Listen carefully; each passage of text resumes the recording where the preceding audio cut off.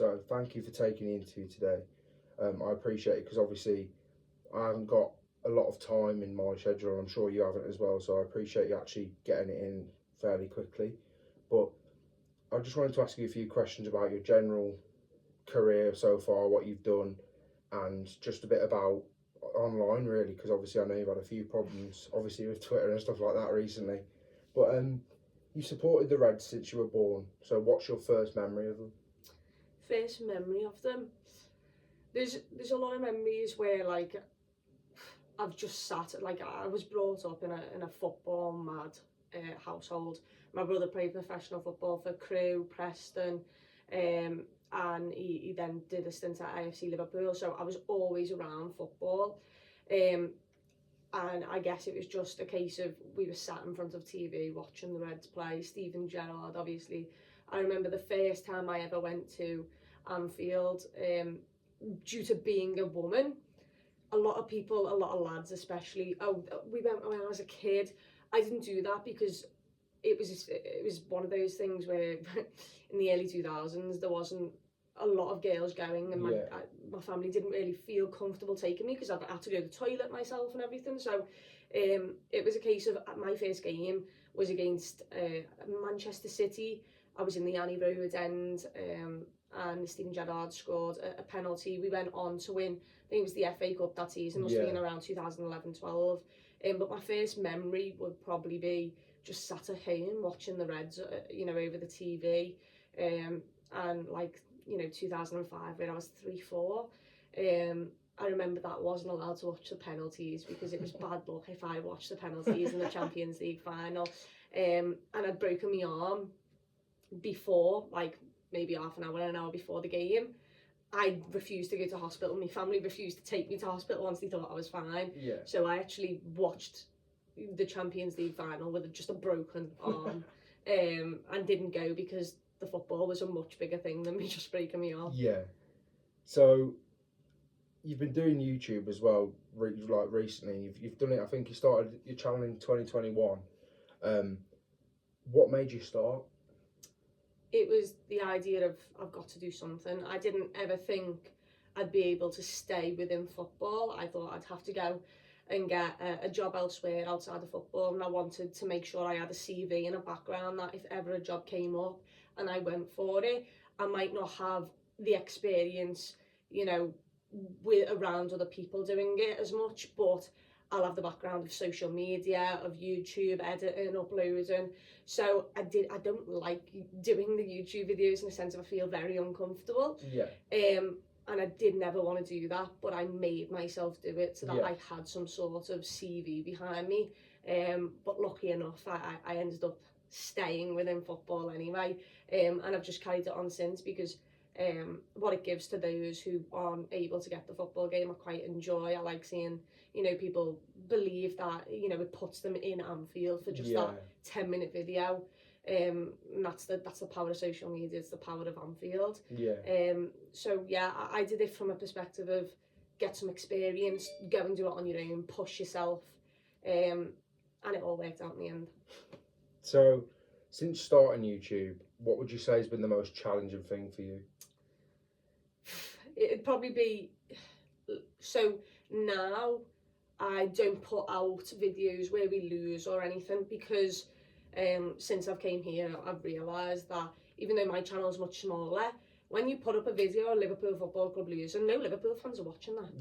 They don't want to go through that again. And it'll be rival fans, and even if you do get views and that, it's also a case of you've got to listen to people who want to comment bad stuff on your videos, and it's not at you, it's about the football club. So I've learned I've learned to just not do that. But another thing would be, I had to start from the beginning. I didn't know anything about editing. Now I feel like I'm better, I'm faster at things, but I'd be up to the early hours of the morning and still come into work and the next day. So the hardest thing is probably, having to edit tough things, having to relive moments. So I didn't put the Paris final one up that I did because I did not want to relive that experience. And it's learning that it's all right to do those things. Yet there's an audience out there who you want to keep supplying the content for, but if it's the wrong audience and you're going to have to relive those moments again, you don't have to do it. Yeah. Just take a step back, and even if you do feel bad that there's no video going out or something, that it's okay, because it's the greater good of a lot of people's mental health, because it doesn't just affect you with rival fans. It'll also then be the odd Liverpool fan who sees the notification that I put a video out, and then there's just absolute mayhem in the comments, and it's not what you want. No. You want, fans to stick together through things, and banter's absolutely fine, but when it gets personal, that's when you want to try and save everyone else as well as yourself from that. Yeah. So you've done a lot of work around football, like you've mentioned, and obviously you've worked for the Anfield Wrap for nearly 3 years. And could you just tell me a bit about what that was like and how you think they've helped you get to where you are today? It was a case of, in college, I was more academic than playing football. I cared about watching football. I cared about learning about, maybe a player's mentality. Yeah. And I put a lot of effort into the actual, groundwork of doing essays and stuff than I was to actually play football. I used to do journalism for them, for the men's first team as well. I'd go and watch them. So it was a case that the college realised that and realised, okay, well, we might have a contact here. I did an interview to see if I'd be sound with doing it, and they said to come in for a week, 2 weeks, and I think it was the week that Alisson made this incredible save against Napoli, and we went on to win the Champions League. And basically at the end of my work experience, let's say, they said, we'd love to have you back once a week if you would. So from then, I agreed it with my college, and they thought it was really good because, not just was it looking good for me and helping me, it was also looking good for the college as well. I went back there at least once a week, and did that for basically being an intern, so coming in and just helping around, being on shows, doing agendas, everything like that, doing some admin stuff.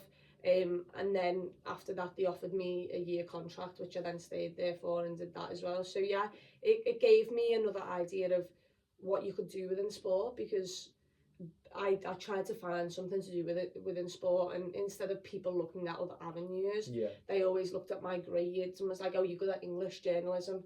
And journalism I like at times, but it wasn't the sole thing I wanted to do. And I realised just how much I like this, because when I was in school, I could not stand up in front of a classroom and do, a speech. I just couldn't do any of that. I had major anxiety about anything like that. And one of my goals at the end of those weeks was to be on a show for the Anfield Wrap, and they warned me. They said, I don't know whether we can do that because you're a female, you're going to be subjected to quite a lot of bad criticism, not because you're bad at talking, but because you're a woman. And they heard me talk about football, and I think they just realised, okay, now she knows her stuff, let's put it on. And I went on shows, and I stayed on shows, and I realised it was something, I pushed myself to do that. And once it's talking about your passion, it becomes quite natural to you, and you don't have to worry about the eyes watching you. I'd never go back and listen to myself or watch myself again. Once it was out there, and I forgot about it. But it told me that there was another avenue that I could potentially explore. Yeah, but I'm similar to that, like with when I used to do presentations in class or at uni or sixth form or anything like that, struggled. But it's like when the camera's on, it's just you in a room with either with people or just the camera, and it's just so much easier. But obviously, when you're doing it in person, like there is that anxiety. But I think once you sort of get going with the camera and stuff like that, it does bring out a lot of confidence in you, and sort of you'll notice certain things where you can talk slightly better than you would the week before and stuff like that. But and then in July you joined the RedmenTV team, where you've done all sorts of content. You've done podcasts, post-match thoughts, fan cams, stuff like that. What's it like working here? Unbelievable. The best. I can't even explain it. It's like, imagine your dreams doing this. Like, if I did this for the rest of my life, I'd be happy. Because the people around you, the content you're doing, I mean, just everyone's bought into it. Everyone loves the club. Everyone's football mad. We all get along. But then your job is literally around football, whether it's editing, coming up with content ideas, doing the content, documentaries, features, interviews. It's the best thing that's ever happened to me. Yeah. But you can see that when you're doing the videos. Like I was watching the fan cam from the Southampton game. You can just tell, like, from anyone who's there, like Chris and all that, you can just tell that all of you are just so passionate about it and enjoying it. And I think that's the difference with a lot of channels like the RedmenTV. I think it's, you don't really leave a video not smiling. Whereas certain videos certain fan channels you can watch and you're a bit like, they sort of bring out the negatives, where it's always positive. And if there is something negative, then obviously you guys aren't afraid to address it. But I think it's so good that you watch a video and you can get the personality of that person from the video. And when I was speaking to Chris, like, he explained it well. He's like, I've never met certain people in my life, but they know me.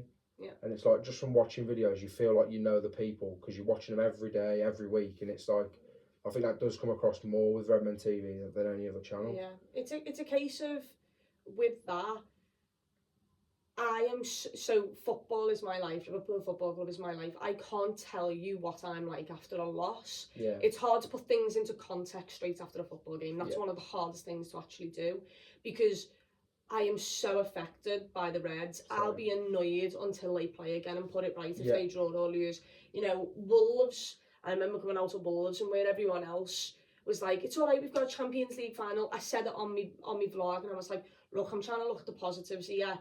I then went straight up to bed and sat in a pitch black room, and just let myself have that for a little while, because the football affects me so much in positive ways and negative ways. I've had some of the best days in my life through football, and ultimately I can be a little bit miserable after a football game and after we've lost. And I've learned that the best way to get through that is to keep things a little bit upbeat. So I think we lost against Leeds, and I was like, like, I was really down. But then at the end, I was like, so basically we've hit rock bottom. So surely we can only, like, it was finding some sort of positive that I can cling on to. So it's better for my mental health, and hopefully it's some sort of therapy for someone else watching it, in terms of, okay, well, that was absolutely appalling, but don't worry, this feeling will fade. We'll bounce back. We'll go again. And even if we don't, at some point in our lives, hopefully the Reds will be back there. And it's also a case, I'm so privileged to be able to go to a football game. There's a lot of people who can't, for many reasons. So, and there's absolutely no way I'm not going to back the team and the manager. If you're giving absolutely everything for the badge, that's all I ask for. If you're not at Liverpool's level, that's not your fault. It's someone else who's employed you. So I try and, even when I'm upset with a result and down and trying to, at first, I think there's 100% reason for you to, when the Reds are playing well, give them all plaudits they deserve. And when they've not been playing great, it's sound to just say that. It's sound to state facts. Abusing people, that's when it comes personal, that's when you've drawn a line. If you say Fabinho hasn't been good so far this season, 100% true. You're fine with that. When you actually abuse the player and start, his family, exactly, like that, that's when it becomes a problem. But for me, I try and I do that. I make sure there's a line where I'll say it as it is. The Reds haven't been good, and I'll have that a couple of minutes of, right, well, let's just feel dejected, because everyone who's watching this video who is a Liverpool fan will feel that. But let's end it on a positive note, because at the end of the day, we all need positivity in our lives. So let's try and look at the brighter side if there is one. And if there isn't one, well, the Reds are back. We've got Jurgen Klopp there. You've got some of the best footballers that we've ever seen. This is the greatest, Liverpool side I've ever seen. So I can take positives from that. So I always try and finish it with a positive spin to help me mentally, and to help whoever's watching if they need that. I think that does help though, because obviously, like, on the same, after a loss, I don't want to speak to anyone. Like, I just disappear straight upstairs, and I'm just like, I'm not speaking to anyone. But I think obviously, like, ending it with a positive does help people, because like you say, it can't get any worse than losing to Nottingham Forest or Leeds. It can't get worse than that. So everything, you can find a positive in everything. But I just want to speak about what it's like. Obviously, you've touched on it a bit, being a female involved in this industry, because obviously there's not a lot, and like, I feel like you are actually doing a hell of a lot. Like, I know Courtney's really good for it as well, and I feel like you two are the sort of the ones that, especially in Liverpool, sort of, I think more than you realise, give like young girls and stuff like that who want to go to the football. I think more than you perhaps give yourself credit for. I think you are pushing a lot for them. But I was just wanted to like talk to you about whether you've experienced any hateful comments and stuff like that towards yourself, and how you sort of deal with them if you have. I've definitely dealt with the hateful comments is hard because there's nothing really where it's more people who, and men specifically, who don't like women having opinions on football for whatever reason that may be. Yeah. So the hateful comments will be more like, why isn't she in a kitchen, and things like that. I've seen things like that. And I quite laugh at them ones, because if that's your thought process in 2022, Yeah. then it's not me who's the problem, it's very much you. Yeah. And you know, to some of them, I'll never get involved with them. I'll let them be, because at the end of the day, if I add fire to it, you know they've got a response. Exactly. Instead, I'll just leave it alone, forget about it, remove them or ban them or whatever it may be. Yeah. Because at the end of the day, I don't want their comments also affecting other people who might watch the videos, whether it is young girls, even if it is the older, people older than me, women who want to be within football. Yeah. I want them to believe that they have every right there. And it's not just, obviously you speak about women, but it's also massive topics of, you know, you've got racism, homophobia, transphobia. Yeah. I want football, specifically Liverpool and Anfield, but the whole of football, to be open to absolutely everyone being a part of it, and to kick out any discrimination that there is, because at the end of the day, we're all human beings. We're the same identity, in terms of what we're made of. We're just we just have different feelings and different views, and that's absolutely fine. I'm saying with someone thinking that they have a different view than me. With hateful comments, it's a case of I just leave them. Yeah. There's other comments which are very much sexualizing, and there's been very weird comments where people have been like, oh, you entered in through this gate in Anfield, I walked behind you, and they sexualise your body, and that's when it gets a little bit scary, because this person's now seeing you, they've been there with you, they've been right behind you, and you don't know who that is. It's because the comments are behind the screen. So in that, when I feel dead uncomfortable, I always try and go the game with people. I always try and, like, I'm a season ticket holder, I have been, so I know the people around me. And they always look after me anyway. But if I do feel uncomfortable with comments that have been put on my YouTube channel for whatever reason, I try and make someone stick by me or something in the ground, which shouldn't happen.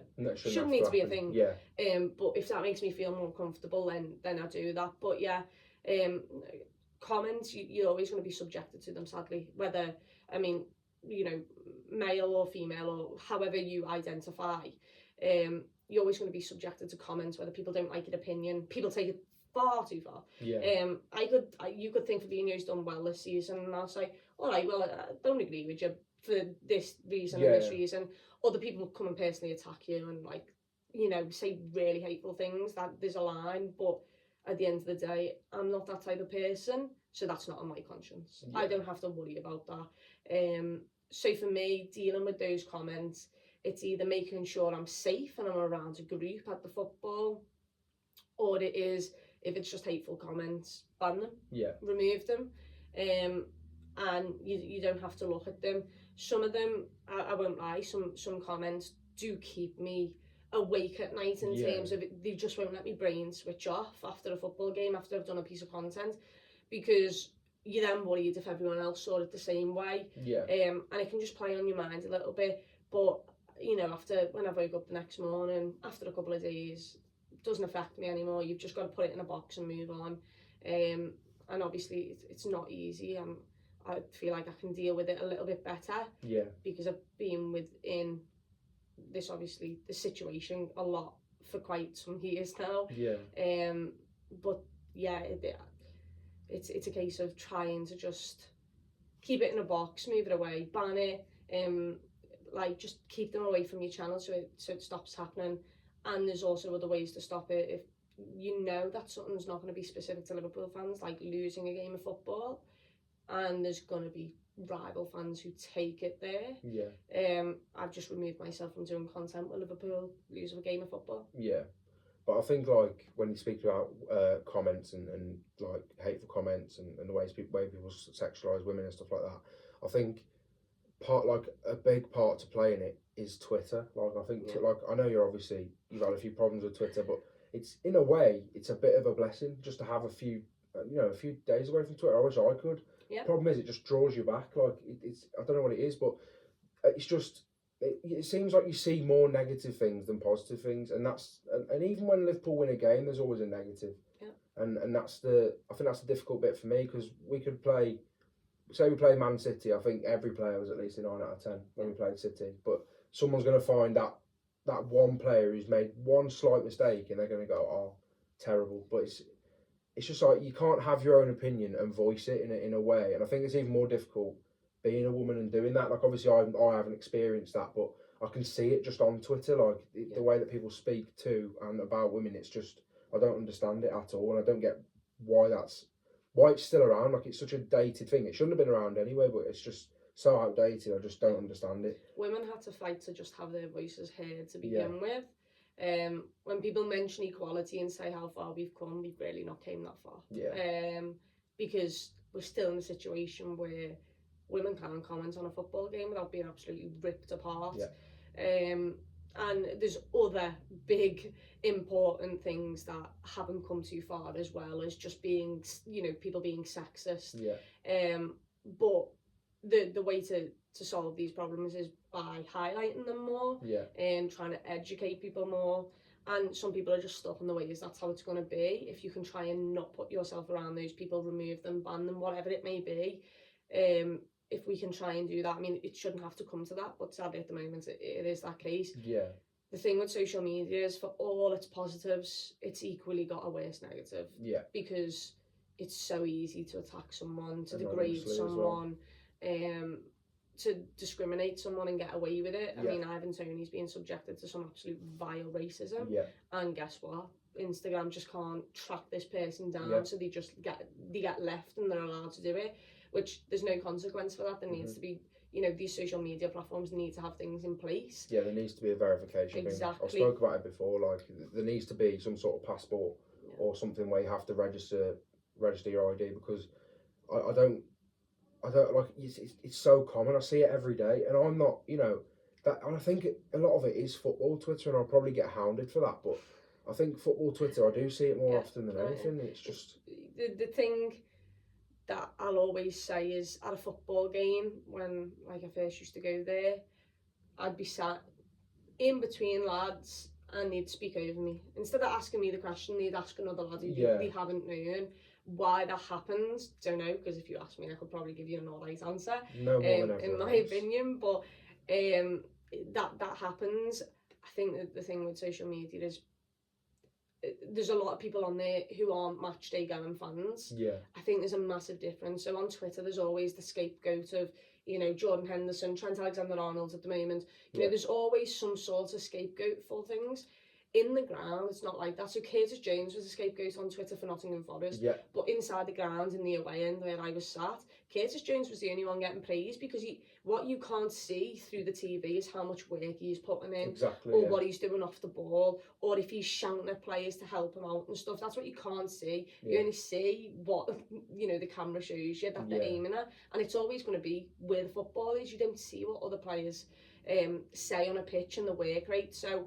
and it's also a bunch of people who get to have their own say, and sadly to get clicks and likes, you've got to be controversial in this day and age. So there's a lot of negatives about social media as well, which whilst I've been off it, I've quite enjoyed at the same time. Yeah, but I think like you're saying, the difference between match day going fans and online fans is also you've got to think these people that are watching it through commentary. I think there's a lot of commentary influence on that as well. I really do, and I think like obviously they'll always pan the camera to someone, and a lot of the time, unfortunately, it is Trent Alexander-Arnold because of how good he has been. If he has a few off games, just because he had a few off games this season and he hasn't been up to his level, it doesn't mean that he's all of a sudden a bad footballer. Whereas like the newest debate, you've probably seen it about Fabinho, would you take £50 million? Everyone's saying it, and it's just like, just because of a poor season, you've got all these years of him being phenomenal, and a poor season, it just changes it. But like if you go in the ground, like the other week, he played well. I think it was, when did he play well? I think it was City. He played really well.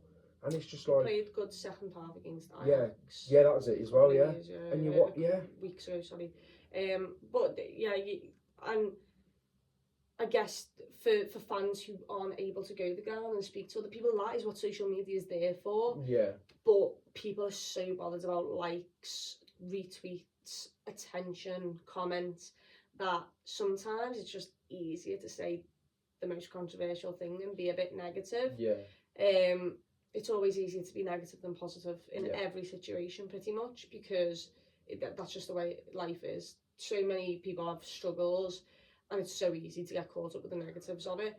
And football's one of them where for 90 something minutes it means absolutely everything to me. It's the only thing I cared about. yeah, But when you actually put it into perspective, it means nothing compared to what else is going on in the world and yeah, around you. And I think people struggle to disconnect from that, and realise that footy isn't everything. I mean, it is in yeah, life when you think about passion and stuff. But there's bigger things in the world that's going on. yeah, That needs attention as well. So yeah, it's a case of Twitter is always gonna.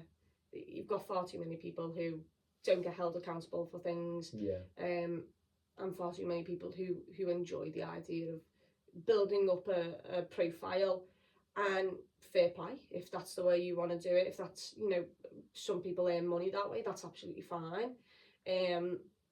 And sometimes you just need something controversial to do that, and you need to stick to that then once you've started it, because the people who you've then gained, you can't just switch, because you've realised the following, yeah, and you've hit an audience with however many tweets you've put on. If you start changing it, that audience is going to be like, no, I'm following you, what's this about? yeah, And then they'll attack you instead of attacking other people who are trying to stick up for, yeah, whoever you've been talking about in the comments. So yeah, social media, it's one of them. It's got positives and negatives to it. yeah. I've only got one more question to ask you, and I just wanted to get this in there really. Would you say that you've got a message for anyone who's been, sort of discriminated against in sport, but also would you say you've got a message specifically for young girls and even older women, like you say, who aspire to do the work that you're doing? Yeah, first of all, you're here for a reason. Always believe in that, always go after your dreams, whatever it is, no matter what age you are. If you want to do something in your life, go for it. Because you've got to sometimes put yourself out of your comfort zone, and you've just got to go and attack it. And what you'll find out is, for every negative that happens, you'll get positives, and you'll get people around you who you love and who you'll get on with, Yeah, and who'll support you throughout it. If you're scared of social media, maybe turn comments off for everything. Don't let people, be able to have their say and stuff if that's really what you want to do. And also disconnect from it all the time. Disconnect. Go back. Be around your family. Take away from the football. Don't stay with it all the time. But for every person who wants to do something in this world, you can do it. You can achieve it. We're not all offered the same route.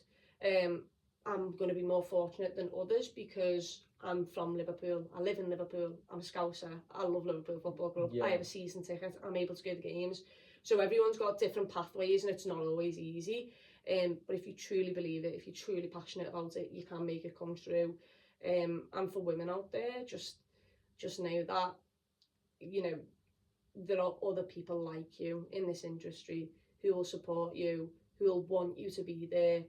And your voice is actually very important, not just to other football fans, but to young women who you're inspiring every day. I don't think they realise that they're inspiring people, and they're making young girls look up and go, I can be here, I can do that. yeah, So yeah, just attack what you want to do. Be passionate about it. Be true to yourself. Don't change your morals for anything. I'd never do anything like that. And stick to what you believe in. And yeah, you might get some hate along the way, but you'll live a much better life in terms of, I basically live my dream. yeah, My work doesn't seem like work. I come in and I do what I want to do.